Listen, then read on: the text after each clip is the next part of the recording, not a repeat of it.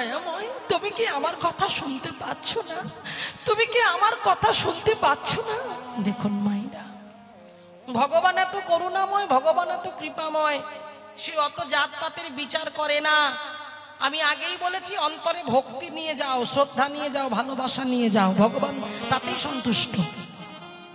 জানো বাবা, বৃন্দাবনের এক ঘটনা আপনাদেরকে একটু ছোট করে বলি, ভালো লাগবে। বৃন্দাবনে এক মাইয়া ছিলেন, ব্রজ মাইয়া। বয়স হয়ে গেছে, অনেকটা বয়স হয়ে গেছে, কিন্তু তিনি সেবা করতেন। নিজে তো পারতেন না ভগবানের সেবা করতে, কিন্তু বৈষ্ণবের দ্বারাই তিনি সেবা করতেন। তিনি এক বৈষ্ণবের জন্য প্রতিদিন রুটি বানিয়ে নিয়ে যেতেন, প্রতিদিন। তো সেই রুটি বানিয়ে নিয়ে তিনি ঝুড়িতে করে ঠিক সময় মতো ওই বৈষ্ণবের দ্বারে গিয়ে বৈষ্ণবকে ডেকে রুটি দিতেন, এবং সেই বৈষ্ণব ঠাকুর সেই রুটিটা নিয়ে গিয়ে তার মদন গোপালকে ভোগ লাগিয়ে নিত্য নিত্য তিনি প্রসাদ করে পেতেন। মায়েরা মন দেবেন, এইভাবে যখন প্রতিদিন সেই বুড়িমা মাথায় করে সেই পাত্রে করে রুটি নিয়ে গিয়ে বৈষ্ণব ঠাকুরকে দিতেন, একদিন হঠাৎ তিনি রাস্তা দিয়ে যাচ্ছে, জঙ্গলের পথ দিয়ে যাচ্ছেন। তো জঙ্গলের পথ দিয়ে যেতে যেতে কোথাওতে হঠাৎ করে ঝড় বৃষ্টি নেমে এলো। আর যখন ঝড় বৃষ্টি নেমে এসেছে বাবা, বুড়িমা বয়স হয়ে গেছে, এত বৃষ্টি হচ্ছে রাস্তাঘাট কাদা হয়ে গেছে। এমন ভাবে রাস্তাঘাট কাদা হয়ে গেছে, সেই রাস্তাঘাটে যাওয়ার উপায় নেই, এমন ভাবে কাদা হয়েছে। আর সেই বুড়িমা পায়ে জুতো পরেছিল, চপ্পল পরেছিল। হরিবল। যখন পায়েতে জুতো পরা ছিল আর বৃষ্টি হয়েছে, রাস্তাঘাট স্লিপ হয়ে গেছে, উনি আর হাঁটতে পারছে না। যেই যায় অমনি পড়ে যাচ্ছে, যতবার যেতে যাচ্ছে এমন ভাবে স্লিপ খাচ্ছে, খেয়ে পড়ে যাচ্ছে। তখন তিনি চিন্তা করলেন, একে বৃষ্টি, তার উপরে পায়ে জুতো পরে আছি, তার উপরে কাদা হয়েছে, এত স্লিপ হচ্ছে, আমি যেতেই পারছি না। না গেলে ওদিকে বৈষ্ণব ঠাকুর যে আমার জন্য অপেক্ষা করবে, তার জন্য আমি রুটি বানিয়েছি, সে যদি অপেক্ষা করে থাকে, আমি না নিয়ে গেলে কৃষ্ণ গোপালের ভোগ লাগাতে পারবে না, আর কৃষ্ণ গোপালের ভোগ না হলে তিনি প্রসাদ পেতে পারবে না। যেমন করেই হোক আমাকে যেতেই হবে। তাই থাকতে পারলো না সেই বৃদ্ধা মা। চিন্তা করছি, জুতো যখন আমার এত অসুবিধা করছে, এই পায়ের জুতোটা আমি খুলে ফেলবো। এই বলে দেখবেন মায়েরা, যখন বয়স হয়ে যায় না, তখন সবকিছু যেমন ভুলে যায়, হ্যাঁ, স্মৃতি থেকে চলে যায়। তো তিনি কি করলেন, তার মধ্যে অতটা আর খেয়াল নেই, অতটা খেয়াল করতে পারছেন না। তিনি বৃষ্টি হচ্ছে বলে চিন্তা করছে, একদিকে দেরি হয়ে যাচ্ছে, আবার বৃষ্টি, তার উপরে কাদা হয়েছে, তার উপর জুতো, এই জুতোটা ওর জন্য যখন আমার সমস্যা হচ্ছে, জুতোটাই আমি খুলে ফেলবো। এই বলে ব্রজমাইয়া কি করলো, বৃদ্ধ ব্রজমাইয়া সেই জুতোটা খুলে ফেলেছে। আর সেই জুতোটা খুলে ফেলে রাখার আর জায়গা পাচ্ছে না, কোথায় রাখবে? রাখবে মনের ভুলে, মাগো যে ঝুড়িতে রুটি নিয়েছিল সেই ঝুড়ির উপরে জুতোটা রেখে দিয়েছে। এবার জুতোটা রেখে দিয়ে বুড়িমা ওই অবস্থাতে পাত্রটি সেই ঝুড়িটা মাথায় নিয়ে আর ভগবানের নাম করতে করতে করতে করতে চলেছে, হরিনাম গাইতে গাইতে চলেছে। এবার হরিনাম গাইতে গাইতে গাইতে গাইতে এবারে চলে এসেছে বৈষ্ণব ঠাকুরের বাড়ি। এবার বৈষ্ণব ঠাকুরের বাড়িতে এসে দরজায় টোকা দিয়ে ডাকছে, বৈষ্ণব ঠাকুর দরজাটা একটু খুলুন না। ও বৈষ্ণব ঠাকুর, আমি রুটি নিয়ে এসেছি, বড্ড দেরি হয়ে গেছে, আমি ভিজে গেছি, একটু দরজাটা খুলুন না। এইবারে বৈষ্ণব ঠাকুর তাড়াতাড়ি করে দরজাটা খুলেছে। এবার যে দরজাটা খুলেছে, দরজা খুলে দেখছে বুড়িমা একেবারে ভিজে গিয়েছে, কাদা লেগে গেছে সর্ব অঙ্গাতে তার। বুড়িমা, ভিতরে এসো, আর ভিজো না, ভিতরে এসো, তুমি এলে কেন? বলে, আসলে বাবা আমি পথের মাঝখানে সেই সময় বৃষ্টি এসেছে। আচ্ছা বেশ, ঘরে এসো। ঘরে নিয়ে গেছে, নিয়ে গিয়ে বলছে, ও বুড়িমা, রুটিটা ঠিক আছে তো, ভগবানের ভোগ লাগানো যাবে তো? বললো, হ্যাঁ, আমি সাবধানে চাপা দিয়ে নিয়ে এসেছি বাবা, কোনো চিন্তা নেই, তুমি তোমার মদন গোপালকে ভোগ লাগাতে পারবে, অসুবিধে নেই। এই বলে মা আমার ধীরে ধীরে ওই বৈষ্ণব ঠাকুরকে রুটিটা দেবে বলে ধীরে ধীরে ঝুড়িটা মাথা থেকে নিচে নামিয়েছে। এবার ঝুড়িটা নিচে নামিয়ে যেই বৈষ্ণব ঠাকুরকে রুটিটা দিতে যাবে বলে পাত্র খুলবে, ওমা দেখছে পাত্রের উপরে সেই ব্রজমাইয়ার কাদা মাখানো জুতো। ওই জুতো দেখে আর থাকতে পারলো না। বৈষ্ণব ঠাকুর ক্রোধান্বিত হয়ে গিয়ে বললেন, বুড়িমা তুমি কি করেছো? তুমি জানো তুমি কি করেছো? হ্যাঁ, তুমি কোনোদিন তো এমন অন্যায় কাজ করোনি, তুমি কোনোদিন তো এমন ভুল কাজ করোনি, আজকে তুমি এ কি করলে? বলো কি করলে তুমি, কেন করলে তুমি? এটা করার কি খুব দরকার ছিল? বলছি বাবা কি করেছি? বলে কি করেছো ভালো করে দেখো, তোমার পায়ের জুতো এই পাত্রের উপরে জুতো রেখেছো। ছি ছি ছি ছি। বৈষ্ণব ঠাকুর ক্রোধান্বিত হয়ে গিয়ে বলে উঠলেন, আজ থেকে আর কোনোদিন তুমি আমার কাছে আসবে না, আমি কোনোদিন তোমার কাছ থেকে রুটি নেব না। এই তোমার আচরণ, আজ আমি মদন গোপালকে কি ভোগ লাগাবো?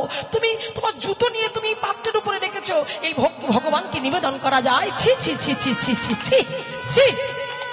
এ তোমার কেমন ব্যবহার, এ তোমার কেমন ব্যবহার? আমি তো ভাবতেই পারছি না যে তুমি এমন কাণ্ড করবে।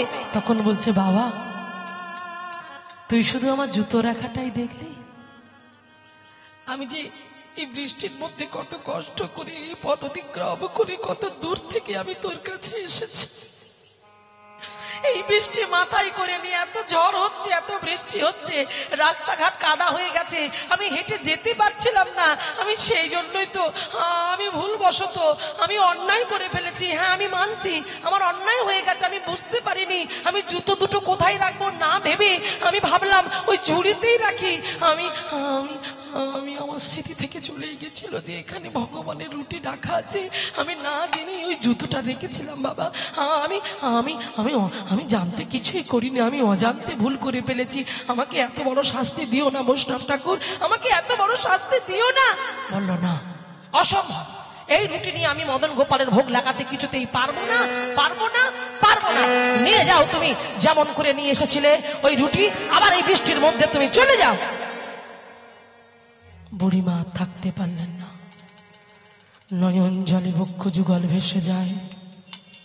কাঁদতে কাঁদতে আজ ঝুড়িটা মাথায় করে নিচ্ছে আর বলছে, কৃষ্ণ গোপাল আমি এত ভুল করে ফেললাম, যখন আমি ভুল করছিলাম কেন তুমি আমাকে বারণ করলে না, কেন তুমি আমাকে বাধা দিলে না, এই কাজটা তুমি আমায় কেন করতে বললে, যার জন্য আজ আমি তোমার সেবা থেকে বঞ্চিত হয়ে গেলাম, তোমায় সেবা দিতে পারলাম না, আজ তুমি অভুক্ত হয়ে থাকবে। তুমি বলো তো কোনোদিন কি আমার এমন ভুল হয়েছে? কোনোদিন কি আমি এমন অন্যায় কাজ করেছি? কিন্তু আজকে তুমি আমাকে অন্যায় কাজ করিয়েছ।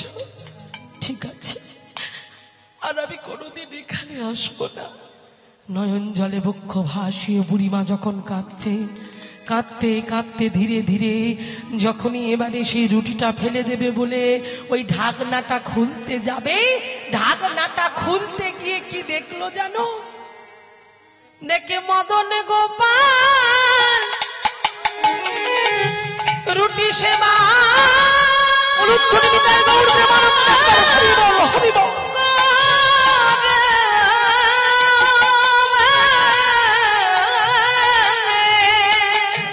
মদন গোপাল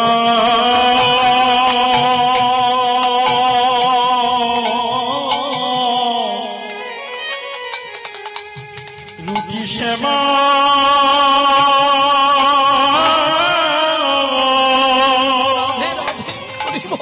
সেবা করে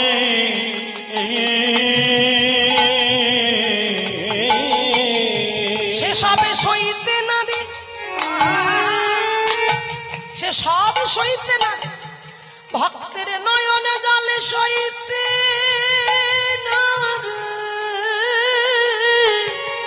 দেখে মদন গোপাল রুটি সেবা করে ওই ভক্তের চোখে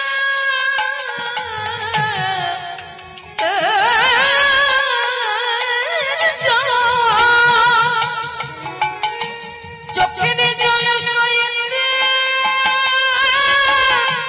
না রে। দেখে মদন গোপাল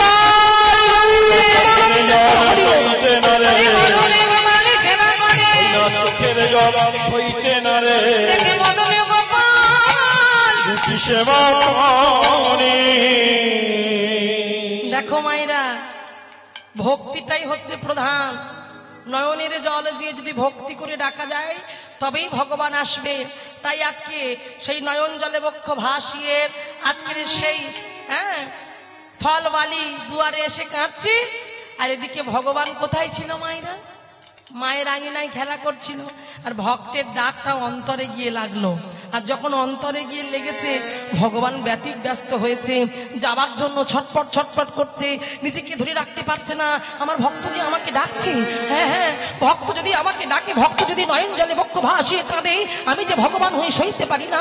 কিন্তু কেমন করে যাব, কেমন করে যাব? মা যে আমাকে বন্দি করে রেখে দিয়েছে, মা যে বলেছে বাইরে যাওয়া যাবে না, আমি যদি বাইরে যাই তাহলে ধরা পড়ে যাব। না না না না, আমি কি করি, আমি কি করব? ওদিকে ভক্ত পাগলের মতো আমাকে ডাকছে, আমাকে স্মরণ করছে, আমাকে যে যেতেই হবে। আহা, এই হলো ডাকার মতো ডাক।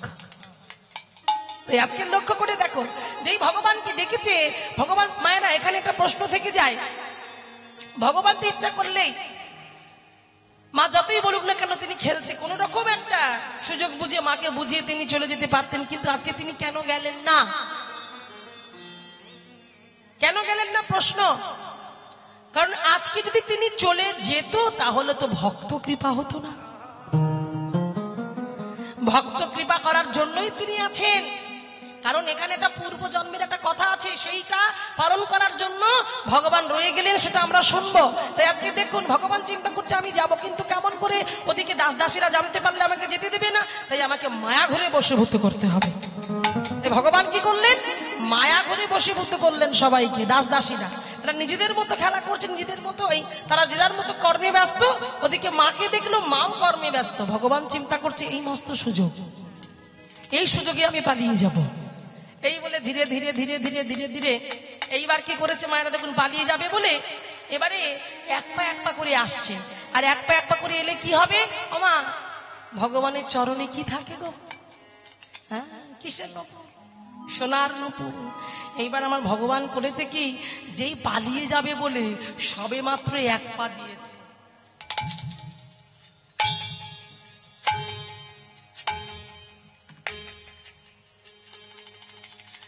এইবার দেখুন সঙ্গে সঙ্গে কি হলো, নূপুর বেজে উঠেছে। চিন্তা করলো নূপুর যদি বেজে ওঠে তাহলে সর্বনাশ হয়ে যাবে, এই নূপুরই তো বেজে জানিয়ে দেবে। ও মায়েরা, সবাইকে থামানো যাবে, মায়া ঘরে বশীভূত করা যাবে, কিন্তু যার চরণে আছে সেই চরণের নূপুরকে কি বশীভূত করা যায়? হ্যাঁ, এই চরণের নূপুর তারা বেজে বলছে। কারণ এই জাতা তো চরণের নূপুর নয়, তো আমাদের পায়ের নূপুর নয় গো মা। হ্যাঁ, যে সোনা দোকান থেকে গিয়ে ওই নূপুর নিয়ে পায়ে পড়ছি, সেই নূপুর কথা বলবে তা তো নয়।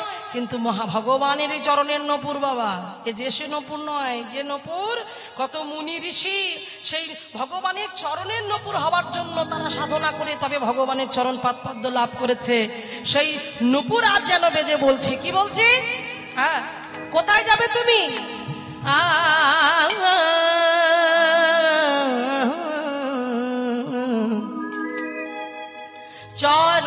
চরণের নূপুর বেজে বলে, যে বলে চরণের নূপুর বেজে বলে, চরণের নূপুর বেজে বলে, যে বলে বলে চরণের নূপুর, নূপুর বেজে বলে, বেজে বলে চরণের নূপুর বেজে বলে, বেজে বলে চরণের নূপুর বেজে বলে। নূপুর কিভাবে বাজছে দেখুন মায়েরা, রুনুঝুনু করে শব্দ হচ্ছে। একটু উলুধ্বনি, জয়ধ্বনি, নিতাই গৌর প্রেমানন্দ, একবার হরি।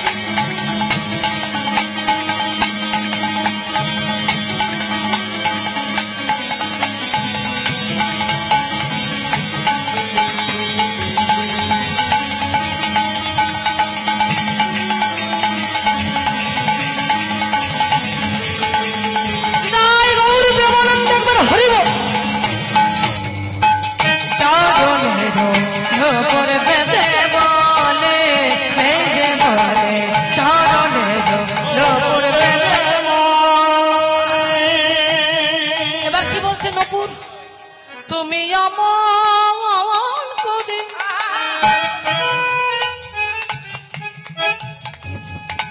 না না যেও না না না না না না না না না না না না যেও না। নপুর গোবিন্দকে বলছে গোবিন্দ তুমি অমন করে ভগবাকা সা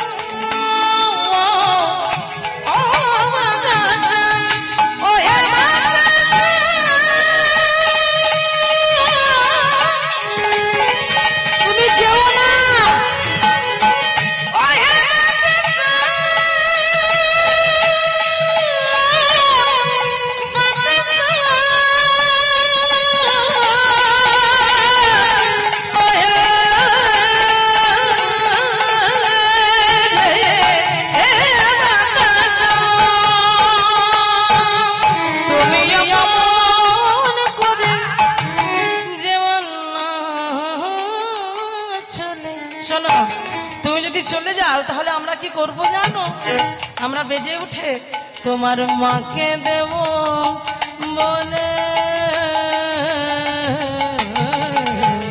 নপুর বেজে বলে চলো নপুর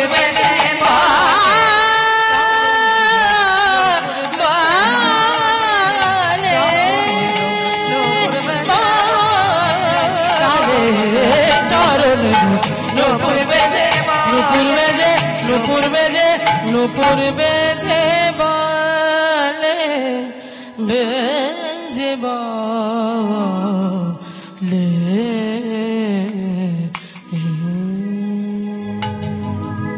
চরণের নুপুর বেজে বলছে। এবার নুপুর যখন যেতে দেবে না বলছে ভগবান চিন্তা করছে আমি সবাইকে বশীভূত করেছি আর নুপুরের জন্য আমার ভক্ত কৃপা হবে না। দাঁড়াও দেখাচ্ছি মজা। চতুরের শিরোমণি চাতুরা আলী করে আজ ভগবান কি করলেন ওই চরণের নুপুর দুটোকে ভালো করে পায়ে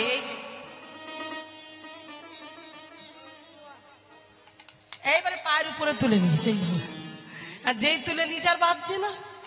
চিন্তা করছে এইবারে দেখি বাজ কেমন বাজতে পারিস। তাই নপুর আর বাজছে না। চিন্তা করছে এবার যখন বাজছে না এই মস্ত সুযোগ এইবার আমি ভক্ত কৃপা করব। এই বলে ভগবান আর থাকতে পারলেন না। এইবার ছুটতে ছুটতে আঙিনার বাহির হয়ে গেল। এবার আঙিনার বাহির হয়ে গিয়ে দেখলো এই তো বসে আছে। সেই ফলের ঝুড়িটা নামিয়ে রেখে নয়ন জলে বক্ষ ভাসিয়ে ভগবানের নাম করে করে কাঁদছে। আর এদিকে ভগবান আমার পিছন থেকে গিয়ে সেই ভক্তের পিছনে দাঁড়িয়ে বলছে কে গো তুমি? তুমি কি ফলওয়ালি? তুমি ফল বিক্রি করতে এসেছো? ও ফলওয়ালি, ফলওয়ালি আমায় দুটো ফল দেবে? ও ফলওয়ালি আমায় দুটো ফল দাও না।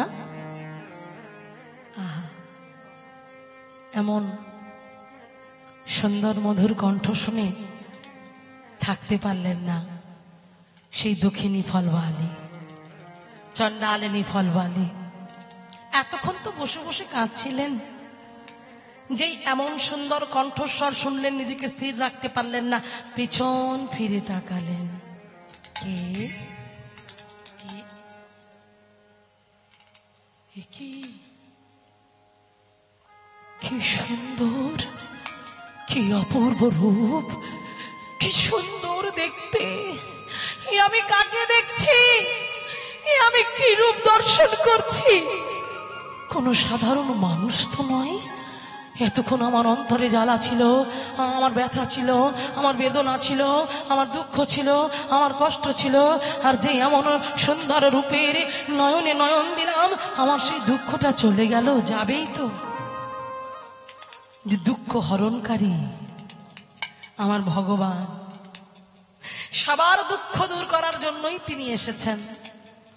কিন্তু যারা দুঃখকে বরণ করেছি তাদের কাছে ভগবান যেতে পারেনি। কৃষ্ণপ্রিয়া মীরাবাই গিরিধারীকে সারা জীবনের মতো মন দিয়ে বসলো। গিরিধারী ছাড়া কিছু জানতো না।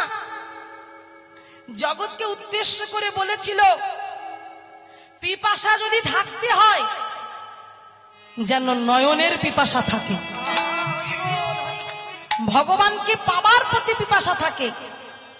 প্রত্যেকটা জগৎ জীবের যেমন একটা পিপাসা আছে, জলের পিপাসা, সেই জল না খেলে যেমন বুকের ছাতি ফেটে যায়, জল খেলে তবে পিপাসা নিবারণ করে। তোমাকে কিছু খেতে দিক বা না দিক, যদি কেউ একটু জল দেয় তাতেই শান্তি। জল ছাড়া যেমন আমরা বাঁচতে পারি না, ঠিক তেমন করে এখানে কৃষ্ণপ্রিয়া মীরাবাই জগৎকে জানিয়ে দিয়ে গেল। হ্যাঁ, এখানে ভক্তকবি সুরদাস জগৎকে জানিয়ে দিয়ে গেল, ভগবানকে পেতে গেলে পিপাসা থাকতে হবে। কিসের পিপাসা? নয়নের পিপাসা। সেই পিপাসা না থাকলে ভগবান পাওয়া যাবে না। কেমন করে?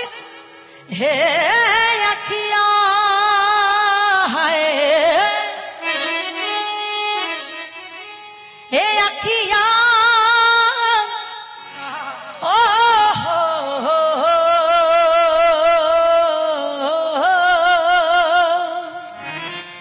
আখিয়া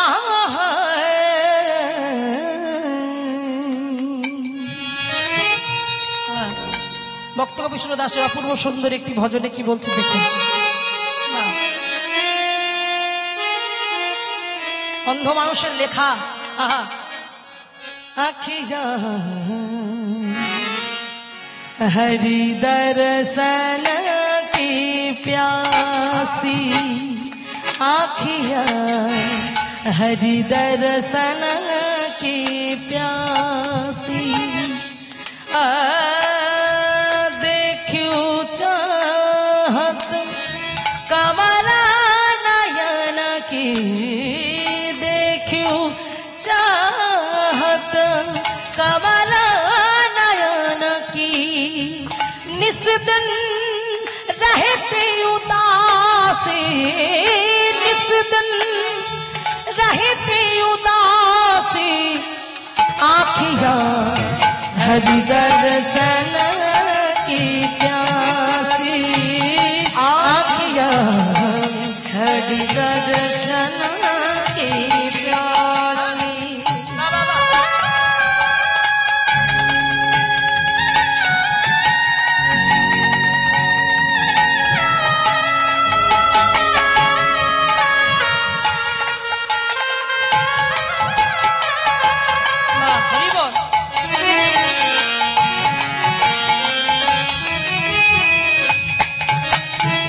সবার প্রার্থনা থাকতে হবে, ভগবানকে পাবার প্রতি পিপাসা থাকতে হবে। হরি দর্শন কি প্যাসি আঁখিয়া, देखूं चाहत कमल नयन की, निस दिन रहते उदासी। শ্রীমতী রাধারী রূপে একটা জায়গায় বলেছেন সখীদেরকে, সখীরে বিধাতা সব দিল, কেন নয়নের পল্লব দিল? মিনের মতো কেন নয়ন দিল না? মিন মানে মাছ, মাছের মতো কেন নয়ন দিল না? মাছের চোখের পাতা আছে? চোখের পাতা নেই। তাই বলছি, যদি আবার কোনোদিন জন্ম হয় যেন মিনের জন্ম হয়। মাছ যেমন সব সময় তাকিয়ে থাকে, তার যেমন নয়নের পল্লব নেই। আমি দেখছি বটে, কিন্তু আমার গোবিন্দের রূপ দর্শন করতে করতে যে আমার নয়নের পল্লব পড়ে যাচ্ছে, যেন মনে হয় কত যুগ আমি আমার গোবিন্দকে দেখি নাই। এই হলো নয়নের পিপাসা। দেখিও চাহত কমল নয়ন কি, निस दिन रहते उदासी, आँखियाँ हरि दर्शन की प्यासी, आँखियाँ हरि दर्शन की प्यासी, आँखियाँ है गिरधर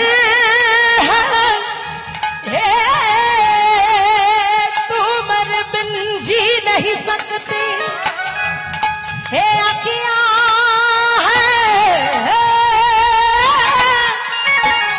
हे आँखियाँ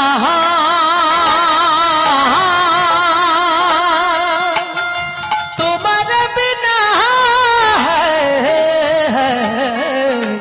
जी नहीं सकते। ओ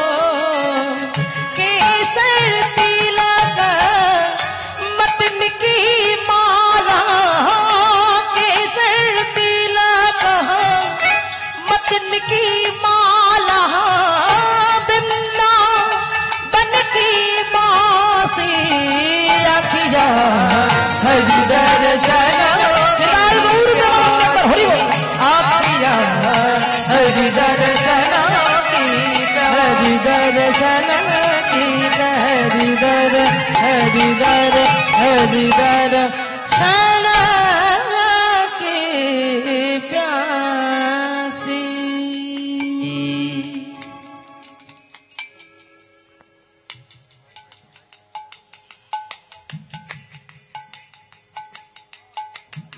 ভক্তমণ্ডলী এবং মাতৃমণ্ডলী,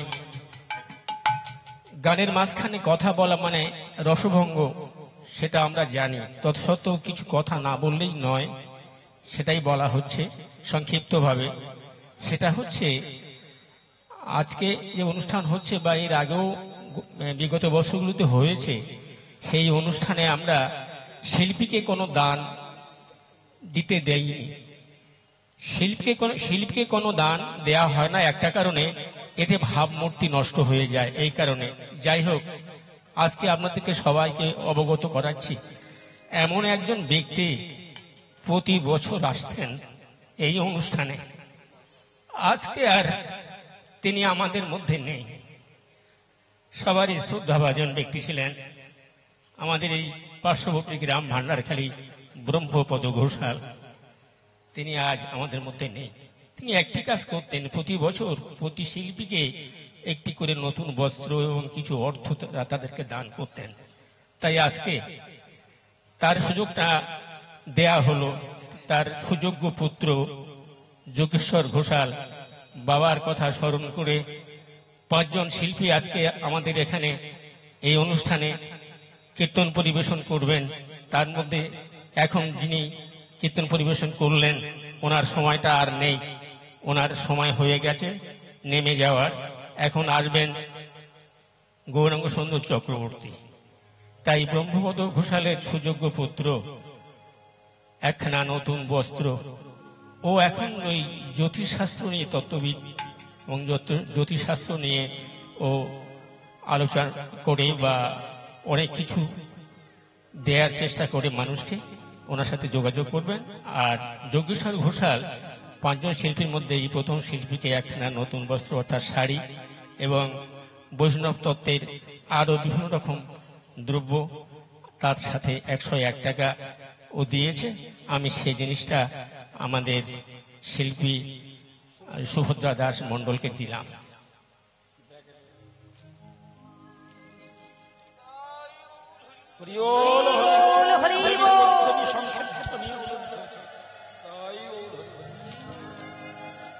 জানি তাই, কারণ এরকম মহান মহান মানুষরা চলে গেলে তো আমাদেরও ক্ষতি, সবার ক্ষতি। যাক বাবু, এখন তো 12টা প্রায় বাজতে যায়, 12টা 15 মানে 12টা 15 মানে কি আসতে বলি, তুমি সেই মতো পরিবেশনটা করো। জয় রাধে। তাই আজকে দেখুন, আমরা সবাই চাইব বাবু যেখানে গিয়েছেন, ইহলোক ত্যাগ করে পরলোক গমন করেছেন, তিনি যেখানেই আছেন সুস্থ থাকুন, ভালো থাকুন, বৈষ্ণব চরণে যেন মতি হয়, ভক্ত গৃহে যেন জন্ম হয়, এবং ওনার পুত্র সন্তান যে বাবার কথা রাখার জন্য যে শিল্পীদেরকে এমন করে সম্মান দিচ্ছেন, পরিবারের সবাই যেন ভালো থাকেন, দাদা যেন ভালো থাকেন, সে সুস্থ কামনা করে সবাই মিলে একবার বলবো নিতাই গৌর প্রেমানন্দ, একবার হরি বল। আর তার সঙ্গে সঙ্গে এত সুন্দর সাউন্ড, এত সুন্দর হরিসভা, তার সঙ্গে এত ভালো সাউন্ড কোয়ালিটি। কারণ আমরা সুরের শিল্পী, আমাদের একটু সাউন্ড ভালো না হলে আমাদের গান করে সুখ হয় না। তো যাই হোক, অপূর্ব সুন্দর যিনি সাউন্ড চালাচ্ছেন, অপূর্ব সুন্দর। আমি দাদা ভাইয়ের জন্য ভগবানের কাছে প্রার্থনা করব, ওনার ব্যবসা যেন খুব ভালো হয়, প্রত্যেকটা কীর্তনীয়কে যেন সুখ দিতে পারে। জয় রাধে, হরে কৃষ্ণ, হরি বল। তো দেখুন, আজকে সেই ফলওয়ালি যখন আমার ভগবানের শ্রী বদন দর্শন করলেন, বদন দর্শন করে বলল, কে তুই সোনার চাঁদ,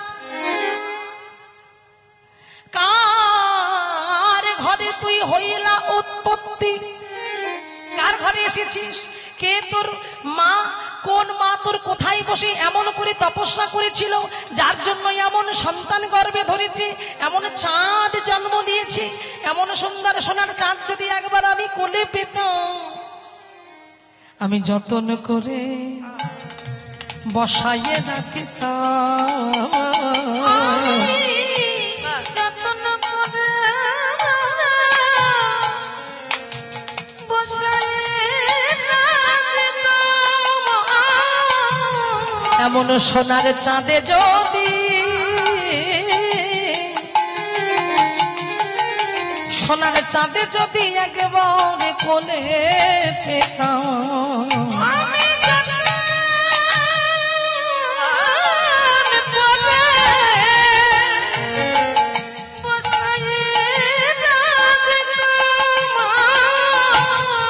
বলে আয় একবার আমারে কোলে আয়।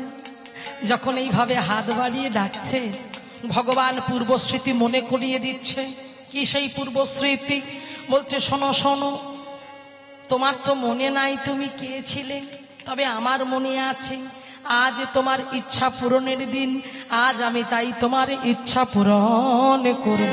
কেমন করে ওমা মনে পড়ে? শোনো শোনো, এই যে চণ্ডালিনী, যার নাম মালিনী চণ্ডালিনী, এই আজকে যে ভগবানের সঙ্গে তার সাক্ষাৎ হলো এবং ফলের ঝুড়ি নিয়ে এসছে ভগবানকে ফল দেবে বলে, এটা তো এখনকার কথা দেওয়া নয়, সেই ত্রেতা যুগে দেওয়া কথা। ত্রেতা যুগে কথা দিয়েছিল কাকে? হীরা শবরের কন্যা, যার নাম ছিল শবরী। শবরীকে কথা দেওয়া ছিল বাবা। কোন দিন? যেদিন গুরুদেব তার সেবায় সন্তুষ্ট হয়ে তাকে আশীর্বাদ করে বলে গিয়েছিল, শবরী আমি আশীর্বাদ করলাম, তোর এই ভক্তি তোর এই ভালোবাসায় সন্তুষ্ট হয়ে একদিন প্রভু রামচন্দ্র তোর ঘরে আসবে। হরি বল। এই আশাটা শবরীর অন্তরে ছিল। শবরী চিন্তা করত যে কবে আমার প্রভু রামচন্দ্র আমাকে কৃপা করার জন্য আসবে। হরি বল হরি বল। প্রতিদিন প্রভু শ্রী রামচন্দ্রের জন্য তিনি পুষ্প চয়ন করত। ওই কুঠিরে থাকতো, তালপাতার কুঠিরে জঙ্গলের মধ্যে প্রতিদিন পুষ্প চয়ন করত প্রভু শ্রী রামচন্দ্রের জন্য। তিনি এনে সুন্দর করে মালা তৈরি করতো প্রভুকে পরাবে বলে, আর গাইতো শ্রীরামচন্দ্র কৃপালু ভজবন হরণ ভব ভয় দারুণম।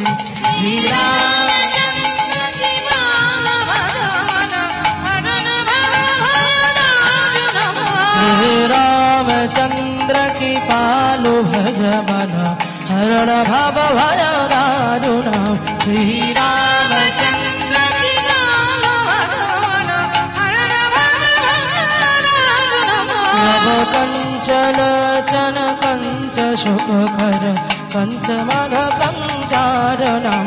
श्रीराम श्रीराम श्रीराम श्रीराम শ্রীরাম শ্রীরাম। এইভাবে নিত্য নিত্য গান গাইতো আর প্রভুর জন্য সুন্দর করে ফুল তুলে মালা গাঁথতো। প্রভু আসবে কবে তার গলায় পরাবে। শুধু তাই নয়, প্রতিদিনই প্রভুর জন্য বন থেকে ফল পাত।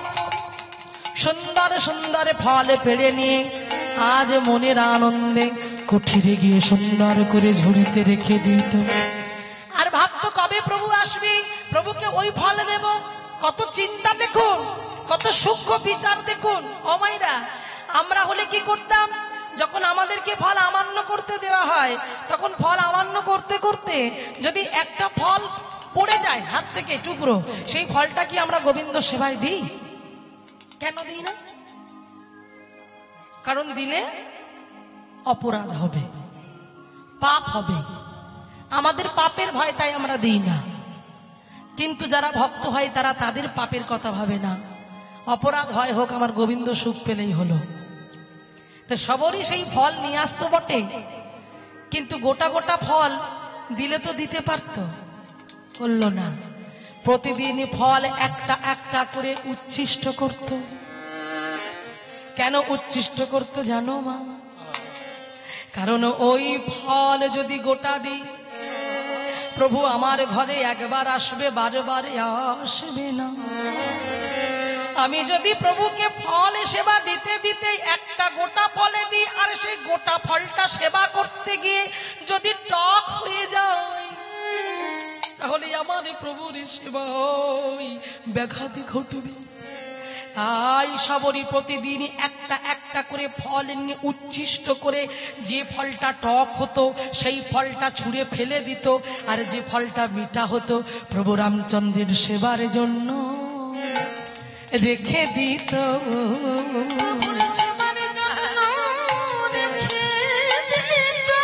প্রভুর সেবার জন্য রেখে দিত,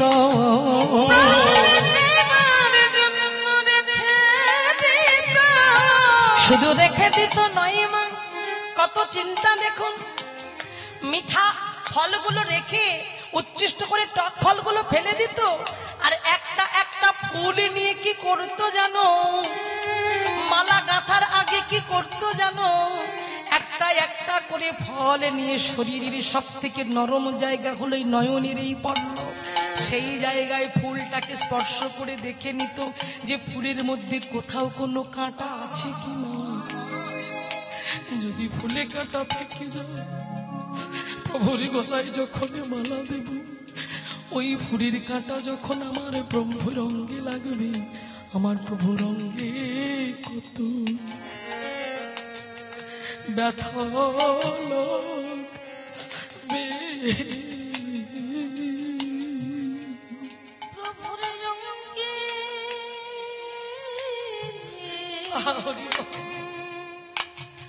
অঙ্গে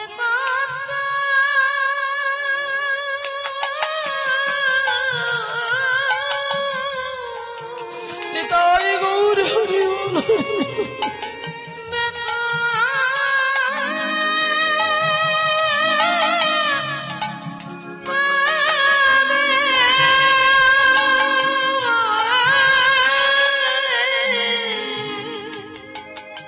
সে যে ভগবানের সেবা করতে বড়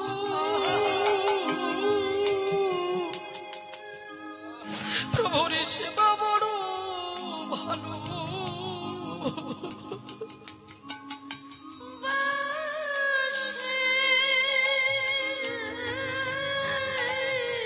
এখানে উঁচু নিচুর কোনো ভেদাভেদি চলে না, ভক্তি রাজ্যে কোনো বিচার চলে না, কে উঁচু কে নিচু, কে বড় কে ছোট বিচার চলে না, ভক্তি হলো প্রধান। তাই সেই সবরই নিত্য নিত্য সুন্দর করে ওই ফুল নিয়ে মালা গাঁথে আর কি করে জানো? প্রভু যে পথে আসবে সেই পথে প্রতিদিন ফুল নিয়ে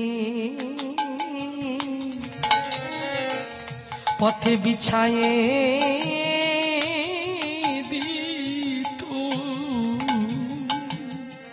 ফুল নিয়ে পথে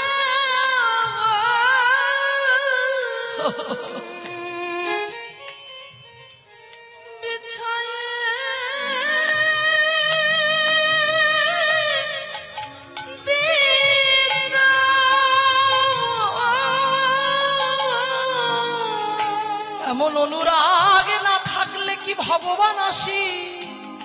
কি অনুরাগ দেখো, কি ভক্তি দেখো। ভগবান যে পথে আসে সেই পথে ফুল দিয়ে বিছিয়ে রাখতে ভগবান আসবে তো, তাই প্রতিদিন ফুল নিয়ে বিছিয়ে রাখতো ওই পথে। কখন ভগবান আসবে কখন প্রতিদিন করতো, কিন্তু সে জানে না কবে আসবে, কিন্তু প্রতিদিন এই নিয়মে সে কাজ করত। প্রতিদিন ঝাড়ু দিত, আমরা ঝাড়ু দিতে দিতে এগিয়ে যাই না পিছিয়ে যাই মা? ঝাড়ু দিতে দিতে আমরা এগিয়ে যাই, তাহলে আমাদের ভুল না ঠিক? একটু ভেবে দেখবেন মায়েরা যারা ঝাড়ু দেন প্রতিদিন, আমরা ঝাঁট দিতে দিতে এগিয়ে যাই, তাহলে এই এগিয়ে যাওয়াটা মানে কি? আর সবরই কি করতো? প্রতিদিন ঝাঁট দিতে দিতে পিছিয়ে যেত, সামনে থেকে ঝাঁট দিয়ে দিয়ে আসতো। সবরীর ভক্তি আর আমাদের ওইটাকে এক করলে হবে না। আমাদের তো ভক্তি নেই, আমাদের মনে কামনা বাসনায় পরিপূর্ণ, আমাদের ভক্তি কি করে আসবে? সবরীর ভক্তি দেখুন, ঝাঁট দিতে দিতে পিছিয়ে যেত। কেন? আমরা ঝাঁট দিতে দিতে এগিয়ে যাই। লক্ষ্য করে দেখো কত ভুল করছি। তাহলে ঝাঁট দিতে দিতে এগিয়ে যাচ্ছি মানে আমাদের পায়ে যে ময়লাটা কোথায় পড়ছে? ওই ঝাড় দেওয়া পরিষ্কার জায়গায় আমাদের পায়ের ময়লাটা পড়ছে। সবরই তার প্রভু আসবে বলে ঝাড়ু দিতে দিতে পিছনে আসতো। কেন? যদি সামনে যাই তাহলে তার পায়ের ধুলাটা তো পরিষ্কার জায়গায় পড়বে, তাহলে তো উচ্ছিষ্ট হয়ে যাবে। উচ্ছিষ্ট জায়গায় তো আবার ভগবান আসতে পারে না, পা রাখতে পারে না। তাই ঝাড়ু দিতে দিতে প্রতিদিন তিনি সামনে থেকে পিছনে আসতেন। এটাই হলো তার ভক্তি, এটাই হলো তার ভালোবাসা। প্রতিদিন প্রভুর জন্য অপেক্ষা করে, কবে প্রভু আসবে, কবে আসবে।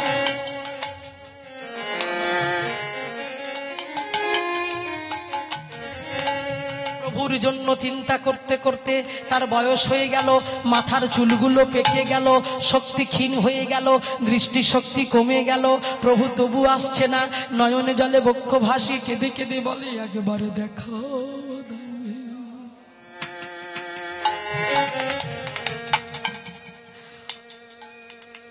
ওগো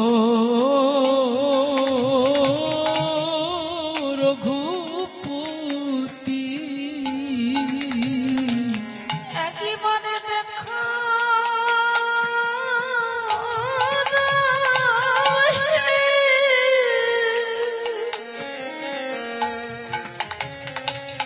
ওই হে রঘু।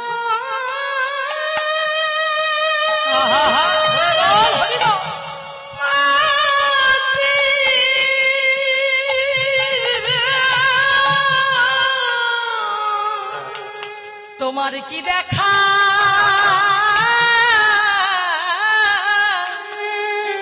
তোমার কি দেখা পাবো না, আমার বয়স হয়ে গেছে, আর কবে আসবে তুমি? এইবারে কৃপা করে আমার ঘরে এসো।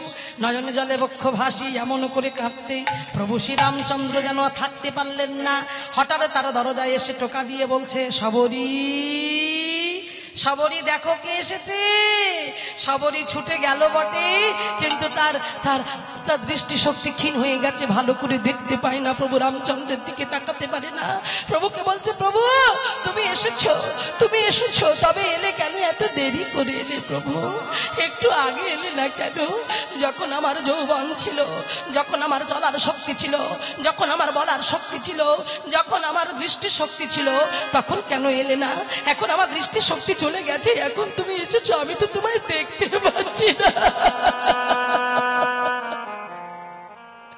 আমি কি দিয়ে তোমায় সেবা করবো? আমি তো তোমায় ভালো করে দেখতে পর্যন্ত পাচ্ছি না দয়াল। প্রভু শ্রীরামচন্দ্র শবরীর কাছে গিয়ে শবরীকে ধরে বলল, শবরী চিন্তা করো না, তোমার এই ভক্তি দেখে আমি থাকতে পারিনি, তোমার এই ভক্তিতে আমাকে তোমার কাছে টেনে নিয়ে এসেছে, তুমি দেখতে পাবে, হ্যাঁ হ্যাঁ তুমি আমাকে দেখতে পাবে। তাই শবরীর নয়নের উপরে যখন আমার প্রভু শ্রীরামচন্দ্রের কমল ননী যিনি সুকমল হস্ত দিয়ে বুলিয়ে দিলেন, দেবার সঙ্গে সঙ্গে প্রভু শ্রীরামচন্দ্রের হস্ত বাড়ানোর সঙ্গে সঙ্গে শবরী দৃষ্টি ফিরে পেল। তাই গৌর প্রেমানন্দে একবার হরি বল। সেই দৃষ্টি যখন ফিরে পেল, প্রভুকে প্রাণ ভরে দিয়ে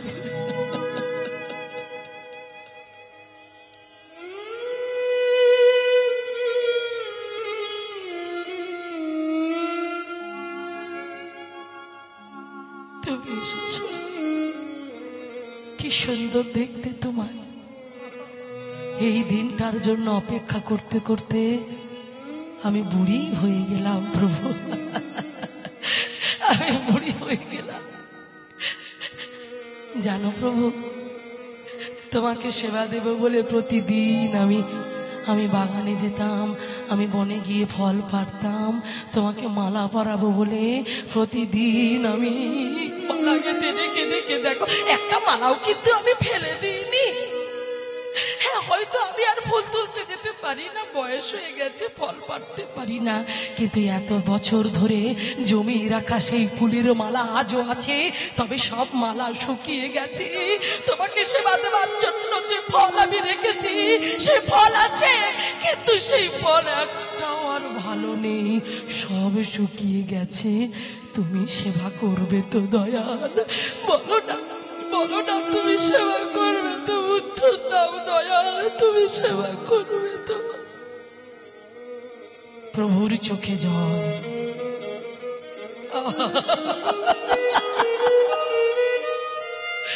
তাই গৌর প্রেমানন্দ একবার হরি বল, হরি বল। প্রভুর চোখে জল, প্রভু শ্রীরামচন্দ্র কাঁদছে, শবরীকে বুকের মাঝখানে জড়িয়ে ধরে, শবরী তোমার এত ভক্তি, আমাকে এত ভালোবাসো তুমি, চলো অবশ্যই আমি তোমার হাত থেকে সেবা করবো।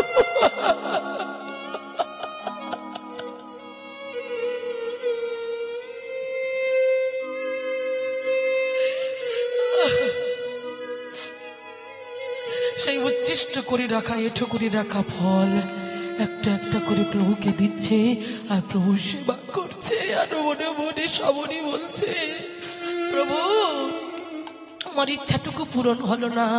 যদি কোনোদিন আমি তোমাকে সন্তান রূপে পেতে পারতাম, তাহলে কোলে বসিয়ে আমি তোমাকে নিজে হাতে ফল সেবা করাতাম, কোলে নিয়ে বুকের জ্বালা মেটাতাম।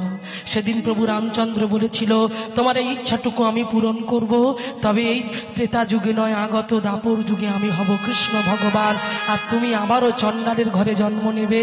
তুমি হবে চণ্ডালিনী, মালিনী চণ্ডালিনী। তুমি বৃন্দাবনে আসবে ফলের ঝুড়ি মাথায় নিয়ে। সেদিন আমি তোমার কাছ থেকে ফল নেব, আর মা বলে তোমার কোলে উঠে তোমার দুঃখ আমি দূর করবো। নিতাই গৌর প্রেমানন্দ হরি।